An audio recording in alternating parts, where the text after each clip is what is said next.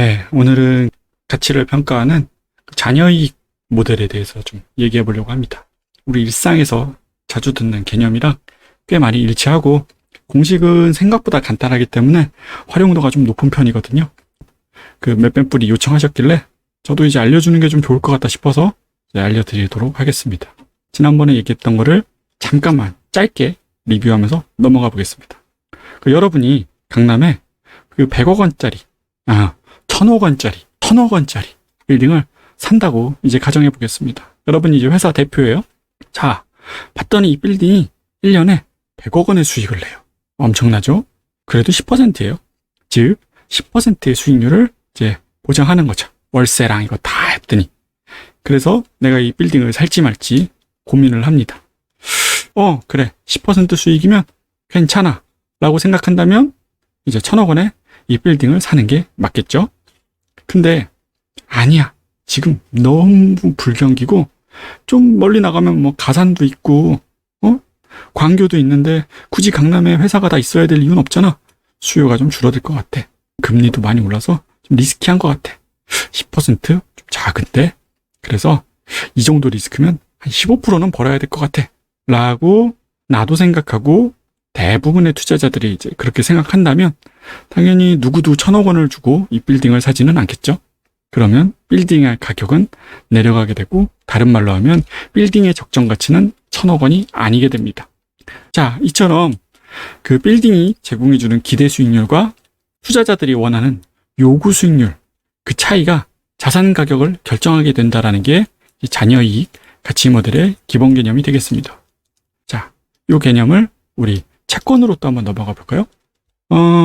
채권 하면 현대차가 1억 원짜리 액면금 1억 원짜리 채권을 발행하면서 매년 그 3%로 이자를 주겠다고 약속을 했어요. 그때 잘 보세요. 요즘 금리 많이 올랐죠. 네? 그러니까 투자자들은 그렇게 생각하는 거예요. 야, 아무리 현대차라도 3%가 뭐니? 5%는 받아야지 라고 생각합니다. 그러면 5% 받아야지 라고 생각하면 그 채권의 기대 수익률이 3%, 우리의 요구 수익률은 5%니까 이 채권은 원래 값인 1억보다 당연히 싸게 거래돼야 돼요.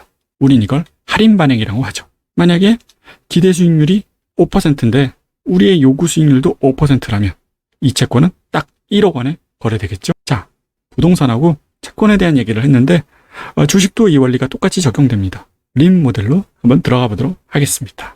자, 림 모델은 자녀 이익 가치 모델, 주식 가치를 평가하는 방법 중에 하나인데 자녀 이익으로 가치를 평가하겠다. 자녀 이익이 뭔가요? 회사가 벌어들이는 기대 수익에서 빼기 우리가 원하는 수익, 그 차이를 자녀, 남는 거라 그래가지고 자녀 이익이라고 합니다.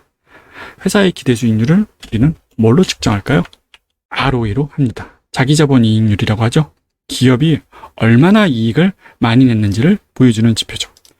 ROE가 높을수록 그 회사는 돈을 잘 벌고 있다는 뜻이고 그렇다는 것은 당연히 요구 수익률보다 더 많은 돈을 벌 확률이 높다는 뜻이죠. ROE가 높으면 높을수록 말이죠.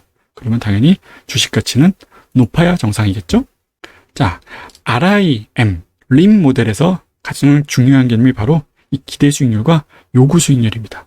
다시 말해 내가 어떤 회사에 투자를 했을 때 이 정도는 벌어야지 라고 생각하는 요구 수익률과 실제로 이 회사가 이 정도 벌 것 같은데 라고 예상되는 기대 수익률이 있을 때 그 차이가 얼마나 나느냐에 따라 주식의 가치가 결정된다고 보는 거죠.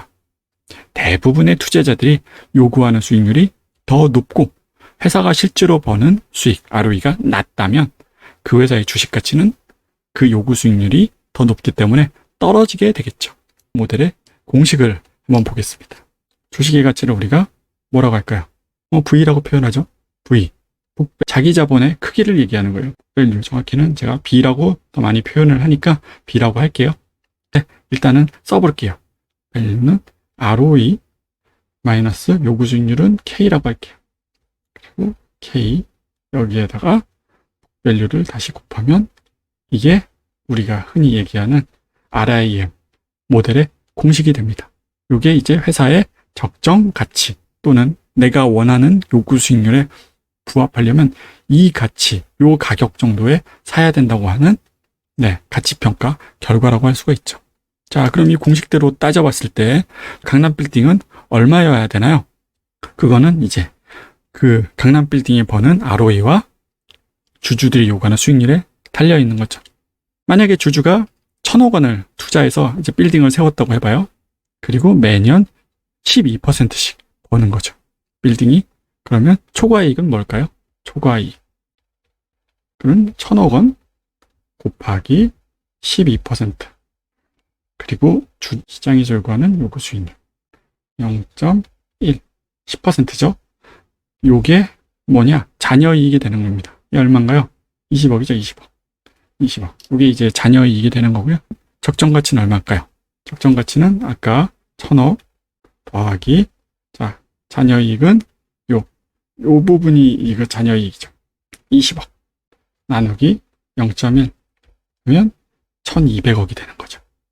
그러면 지금 기대 수익률이랑 요구 수익률을 감안했을 때 요 빌딩의 가치는 1,200억이다. 1,200억.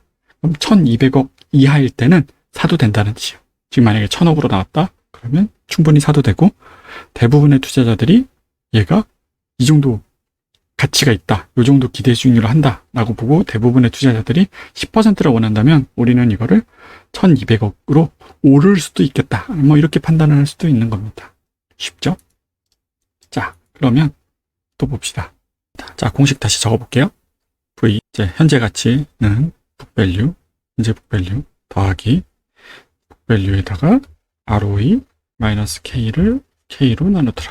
자, 여기까지는 이제 설명을 했었죠. 북밸류가 이제 주주 자본 가치, 그리고 ROE 요구 수익률. 요거 유도하는 공식 한번 해보겠습니다. 자, 원래는 이 공식이 완성되기 전에 이렇게 V0는 B0 플러스 회사가 이제 영속한다고 가정하고 시간은 이 시점부터 무한하게 우리는 잔여이익을 계속 벌게 되는 건데요.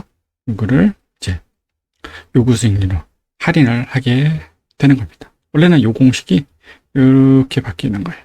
이렇게. 왜? 어떻게 저렇게 될 수 있냐?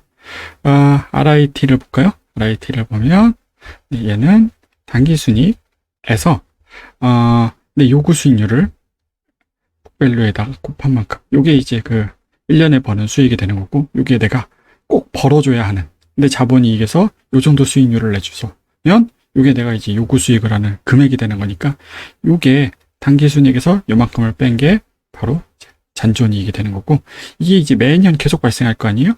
그러니까 이제 그거를 향후 발생할 것들을 다 할인을 해가지고 현재 가치로 때려오면 이제 잔여이익이 되는 겁니다. 다시 써볼게요. V0는 B0 플러스 시그마 T는 1부터 무한대. 자, 1 플러스 K에서 RIT는 이건데, 자, 요거를 어떻게 바꿀 수 있냐면, 얘가 뭐예요? 당기순이익, NIT죠. 를 B로 나누고 B를 곱해. 그쵸? 그리고 마이너스 K, B. 그러면, 근데 얘가 뭐예요? 얘가 ROE란 말이야. 그죠? 그러면 B 곱하기 ROE 마이너스 K가 완성이 되는 거죠. B의 ROE 마이너스 K. 요게 되는 거죠. 요거. 그럼 얘가 이제 어떻게 돼요? 심플하게 V0 플러스 B0가 앞으로 빠져나와서, 고등학교 수학인데, 얘다 시그마 T는 1부터 무한대 1 플러스 K T분의 1이 되는 거고, 얘가 뭐예요? 얘가 K분의 1이죠. 무한등비급수. 무한등비급수. 기억나세요? 요거잖아요. 요거 같잖아요. 응? 네. K분의 1이 되죠. 끝이에요. 끝. 그러면 여기다가 이제 요거 통이 K분의 1이 되니까 여기 이렇게 K분의 요거 되는 거죠. 그러면 한번 봅시다. 이게 삼성전자의 적정 가치는 얼마일까? 요 기준으로 봤을 때. 보죠, 뭐. 삼성전자를 봅시다. 삼성전자. 뭐 복잡하게 볼 건 없고, 일단 ROE가 필요하고, 우리가 생각한 ROE는 이제 그 과거 ROE가 아니죠. 여기서 쓸 거는 기대치잖아요. 기대 수익률. 앞으로도 계속 이 정도 ROE는 유지할 것 같아 라는 거잖아요. 주요 재무로 들어가서 ROE를 보면 삼성전자 기대 ROE 얼마예요? 10.85. 10점. 그리고 우리는 얼마를 요구해야 될까? 이건 이제 사람 따라 다른데, 금리가 지금 한 3%고, 리스크 프리미엄 그래, 뭐, 한 5%로 할까요? 3%, 5% 하면 8%. 그러면 10.85. 자, 써봅시다. 엑셀로 한번 해볼까요? 우리 이제 ROE 공식. 자, 그럼 이제 숫자를 하나씩 가져오면 되죠. 우리가 알고 싶은 건 V가 되는 거고. 여기 이제 그 주당 순자본 이러면 어디 있냐? 여기 보시면 BPS가 있죠. 57,107원. 그러면 여기 57,107원 넣고, 그 다음에 ROE 얼마야? B는 이거고, ROE 아까 예상 ROE 10.85. 애널리스트들이 올해 볼 거라고 예상하는 거. 예전에 얘보다 좀 컸었어요. ROE가. 삼성전자가 이번에도 그렇게 높은 편 아닌 것 같아. 작년보다는 이제 좀 높은 편이긴 한데, 이거 봐 17%, 13.95%. 올해 과거에는 삼성전자는 제가 보기에는 평균 한 15% 정도는 할 것 같아요. 일단 10.85 넣어보고 나중에 15로 한번 바꿔보고. 내유구 수익률 그래, 8로 하죠. 8. 그러면 끝났어요. 야, 그럼 보세요. 어떻게 될까? 이거 더하기 이거 곱하기 요거 마이너스 이거 100으로 나눠야죠. 나누기 0.08. 8을 100으로 나누는 거. 그러면 얼마?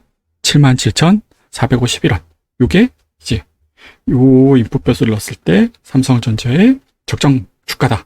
지금 얼마인가? 지금은 한 79,000원? 뭐 비슷하다라고 할 수가 있는데, 이걸 15% 삼성전자가 야 아무리 그래도 15%는 할 거야 라고 하면 어떻게 바뀌나요? 107,000원으로 바뀌죠. 과거 ROE 수준으로 돌아가면 적정 주가는 한 10만원 정도가 되는 거고요. 아니면 이제 이걸 낮춰도 되죠. 야, 삼성전자면 안정적이잖아. 난 7%면 돼. 그러면 7%로 바꾸면 84,000원.